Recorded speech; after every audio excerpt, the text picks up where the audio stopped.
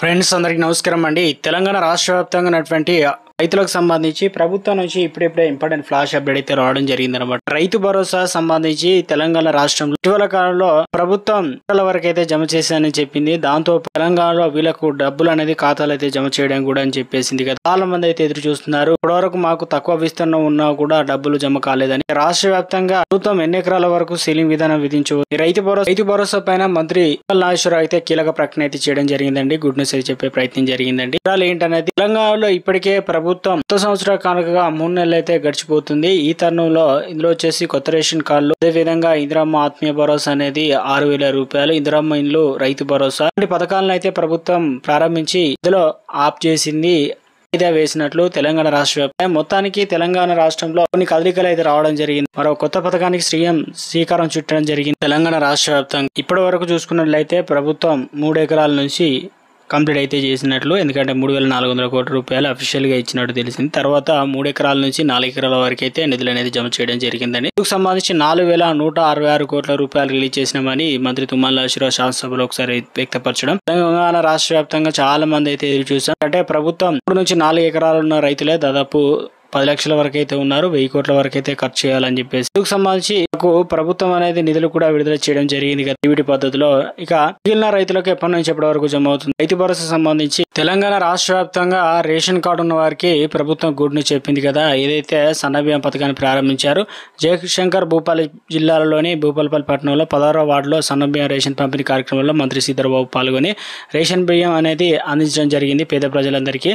మంత్రి శ్రీధర్బాబు అయితే మాట్లాడుతూ సన్నబియ్యం పంపిణీ అనేది రాష్ట్ర వ్యాప్తంగా ఎమ్మెల్యేలు, మంత్రుల చేతి మీదుగా అయితే ప్రారంభించడం జరిగింది. ఆయా నియోజకవర్గాలకు సంబంధించి మనకు రేపు అట్టహాసంగా అయితే సన్నబియ్యం పంపిణీ అనగా కొన్ని రూల్స్ అండ్ గైడ్లైన్స్ అయితే రావడం జరిగింది. ఎవరికైతే తెల్ల రేషన్ కార్డు ఉన్నా, వివిధ కార్డులు ఉన్నాయో వారికి తప్పనిసరి సన్నబియ్యం 6 కేజీల బియ్యం అనేది శ్రీమంతులు, ధనికులు తినే బియ్యం. ఈ పథకాన్ని ఎవరు కూడా ఆప్ చేయలేరని, ఎందుకంటే దొడ్డు రకం బియ్యం తినక బయట అమ్ముకుంటున్నారని, దీనివల్ల ప్రభుత్వానికి నష్టం జరుగుతుందని, తినదగా బియ్యం ఇవ్వాలని ప్రభుత్వం సన్న వడ్లు పండించిన వారికి బోనస్ ఇచ్చి అదే వడ్లను ఆడించి ఇక తెలుగు రాష్ట్రాలకు సంబంధించి తెలంగాణలో గుడ్ను చెప్పారు. దేశంలో ఏ రాష్ట్రం కూడా సన్న బియ్యం అనేది అందించడం లేదు. తాము తెలంగాణ రాష్ట్రంలో హామీని నిలబెట్టుకుంటున్నాం అని చెప్పేసి అప్డేట్ అయితే రావడం జరిగింది అనమాట. కొత్తగా ఏదైతే లిస్ట్ లో పేరు వచ్చిందో గతంలో వారికి కూడా రేషన్ బియ్యం ఇచ్చే అవకాశాలు అయితే ఉన్నట్లు అప్డేట్ అయితే రావడం జరిగింది అనమాట. ఒక స్మాల్ రిక్వెస్ట్ అండి, ఇప్పటి వరకు ఛానల్ సబ్స్క్రైబ్ అయిపోతే ఛానల్ సబ్స్క్రైబ్ చేసుకొని bell button all notification activate చేసుకొని చూస్తున్నారు కానీ లైక్ చేయడం మర్చిపోతున్నారండి. దయచేసి లైక్ చేయండి, మిత్రులందరూ కూడా వీడియోని షేర్ చేయండి. తెలంగాణ రాష్ట్ర వ్యాప్తంగా మార్చి 20వ తారీఖున దాదాపు 1,00,000 వరకు అయితే రైతుల ఖాతాల్లో నిధులు అనేది జమ చేయడం జరిగింది. రాష్ట్ర వ్యాప్తంగా ప్రభుత్వం ఇప్పటివరకు చూసుకున్నట్లయితే 3 ఎకరాలు, అదేవిధంగా 4 ఎకరాల లోపు అందరికీ అయితే నిధులు అనేది జమ చేయడం జరిగింది. దాదాపు రాష్ట్ర వ్యాప్తంగా 3 ఎకరాల వరకు 4 విడత, ఇప్పుడు 4 ఎకరాల వరకు కంప్లీట్ అవుతుంది.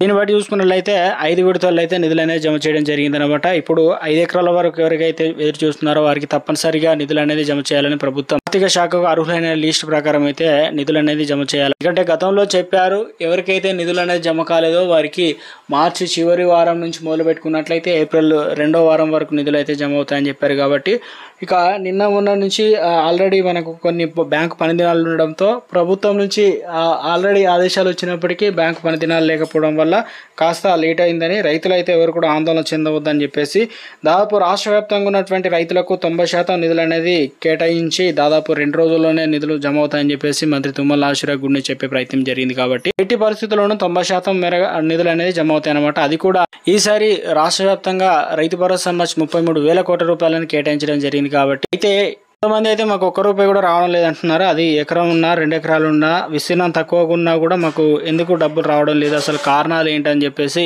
వ్యవసాయ అధికారులు అయితే చుట్టూ తిరుగుతున్నారు. అది ఎలా అంటే, తెలంగాణలో ఒక రైతుకు ఒక ఊర్లో దాదాపు 3 ఎకరాలు ఉంటే, మరో రైతు కూడా 3 ఎకరాలు ఉంటే, ఒక రైతు 3 ఎకరాలు జమ అయింది, మరొక రైతుకు 3 ఎకరాలు జమ కాలేదు. ఇందుకు సంబంధించి అసలు కారణాలు ఏంటి అనేది ఇక పూర్తిగా వాటికి సంబంధించి వెరిఫికేషన్ అయితే నడుస్తుందట. అది ఎలా అంటే, ఫీల్డ్ వెరిఫికేషన్ చేసినప్పుడు కొంతమంది బ్లాక్ లిస్ట్లో వెళ్ళారట.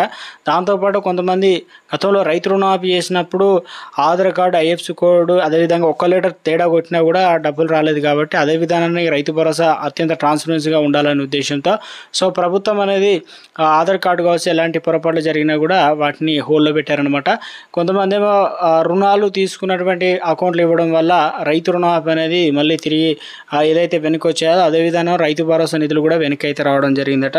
ఇప్పటికే తెలంగాణ రాష్ట్ర వ్యాప్తంగా ప్రభుత్వం అయితే గుడ్ న్యూస్ చెప్పింది.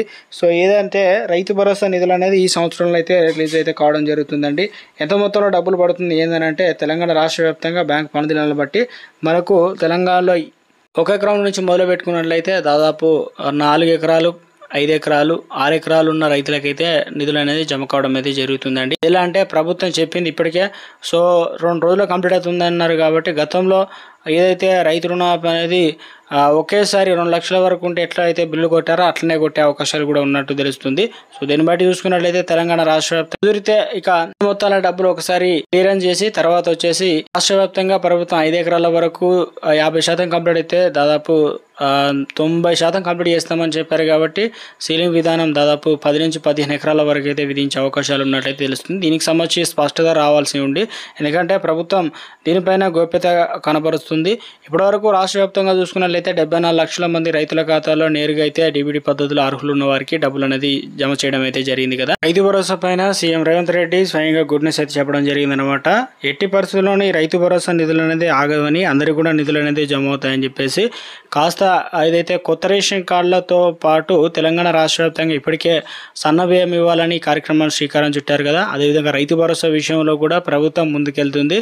ఏదైతే ఒకసారి కనుక ఇన్ని ఎకరాల వరకు సీలింగ్ విధానం కావచ్చు, ఇన్ని విడతల్లో ఈ రకంగా ఉండబోతుంది, మిగతా 4 సంవత్సరాలు కూడా 5 సంవత్సరాలు ఈ విధంగా కొనసాగుతుందని చెప్పే విధంగా రైతులకు అప్డేట్స్ అయితే అందుతున్నాయి అనమాట. దీన్ని బట్టి చూసుకున్నట్లయితే ఈ సీజన్లో ఎంతమందికి ఎన్ని ఎకరాల వరకు రైతు భరోసా వస్తుంది అనేది ఫైనల్గా ఇప్పటివరకు చూసుకున్నట్లయితే కూలంకుషంగా కొన్నిటిని అందించారు, కొన్నిటిని అయితే గోప్యత ఉంచారు. కాబట్టి రైతులైతే సంబంధించి మంది ఫీల్డ్ వెరిఫికేషన్లో కావచ్చు, అధికారులు అదేవిధంగా సర్వేయర్లు, అధికారులు ఈ సమన్వయ లోపం వల్ల మాకు నిధులు జమ కాలేదని బ్యాంకుల చుట్టూ అధికారుల చుట్టూ అయితే తిరుగుతున్నారు. కొండల గుట్టలు, రాళ్ళు రప్పలు, రిలేషన్ వెంచలు, పనికిరాని భూములు, పడగబడ్డ భూములు గతంలో ఇచ్చి దాదాపు రాష్ట్ర వ్యాప్తంగా 22,000 కోట్ల రూపాయలను అపనంగా 100 ఎకరాలున్న ఎంపీలు, ఎమ్మెల్యేలకు సైతం రావడంతో పథకం అనేది నీరుగారిపోయిందని, అధికారంలో వచ్చిన వెంటనే చిన్న సన్నకారు రైతులను ఆదుకుంటామని చెప్పేసి సాయం కోసం నిర్దేశించిన పథకం కాబట్టి పరిస్థితుల్లో తెలంగాణ రాష్ట్ర వ్యాప్తంగా ఉన్నటువంటి రైతులకు సంబంధించి చేస్తున్న రైతులకు తప్పనిసరిగా నిధులు అనేది జమ అవుతాయి అన్నమాట. దాంతోపాటు కొత్తగా పట్టాపాస్ పుస్తకాలు వచ్చి రీవెరిఫికేషన్ ఏదైతే ఫీల్డ్ వెరిఫికేషన్ అయిందో వారికి కూడా నిధులు అనేది జమ కావడం జరుగుతుంది. రెగ్యులర్గా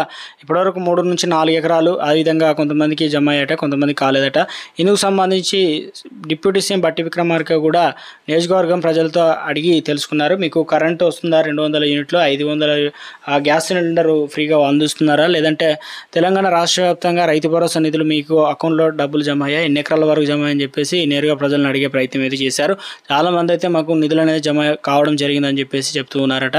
ఇప్పటికే చూసుకున్నట్లయితే 2-3 రోజుల నుంచి దాదాపు బ్యాంక్ పనిదినాలు కావచ్చు, హాలిడేస్ అయితే ఉండడంతో రైతులకు సంబంధించి కాస్త లో ఉన్నట్టయితే తెలుస్తుంది. బ్యాంక్ పనిదినాల బట్టి షురు అవుతుంది. ఇక మొత్తం మీద రైతు భరోసా సంబంధించి మరో గుడ్ న్యూస్ అయితే వినబోతున్నాం. ఎందుకంటే రాష్ట్ర వ్యాప్తంగా ఇప్పటి వరకు 4 ఎకరాల వరకు జమ అయినా కూడా 24,000 రూపాయలు, 5, 6 ఈ రకంగా 30,000, 40,000, 50,000 వరకు అయితే వచ్చే ఛాన్స్ ఉంది. కాస్త టైం అయితే పడుతుంది. మీ ఫోన్లో కూడా మెసేజ్ అయితే వస్తాయన్నమాట. ఎకరాల వరకు జమ అవుతుంది ఏందనేది వెంటనే అన్న మాకు ఇన్ని ఎకరాలు ఉంది, ఇంత డబ్బులు కూడా జమ అని చెప్పేసి కింద కామెంట్ సెక్షన్ లో కామెంట్ చేయండి. రేషన్ కార్డు సంబంధించి చిన్న అప్డేట్ అయితే రావడం జరిగిందండి. చాలా మంది ప్రజాపాలన దరఖాస్తు చేసుకున్నారు, గ్రామ సభలో దరఖాస్తు చేసుకున్నారు, కొంతమంది కులగణ సర్వేలో ఈ రకంగా ప్రభుత్వం ఏదైతే కొంతమంది ఆల్రెడీ రేషన్ కార్డులో పేర్లు ఉన్నప్పుడు మా రేషన్ కార్డులో మా పేరు లేదని చెప్పేసి అనడంతో ఇక ప్రభుత్వం ఏదైతే 3 రకాల 4 రకాల సర్వే చేసింది కదా, వాటిని యాప్లో అయితే పొందుపరచడం జరిగింది. 360 డిగ్రీలతో ఆర్టిఫిషియల్ ఇంటెలిజెన్స్లో గతంలో రేషన్ కార్డు ఉన్నదా లేదా, సో వారికి ఎలాంటి పథకాలు వస్తున్నాయి, ఇప్పుడు ప్రస్తుతానికి వారి పరిస్థితి ఎలా ఉంది, స్థితిగతులు ఇవన్నీ కూడా వాటిని ఎంక్వైరీ అయితే చేసిన తర్వాత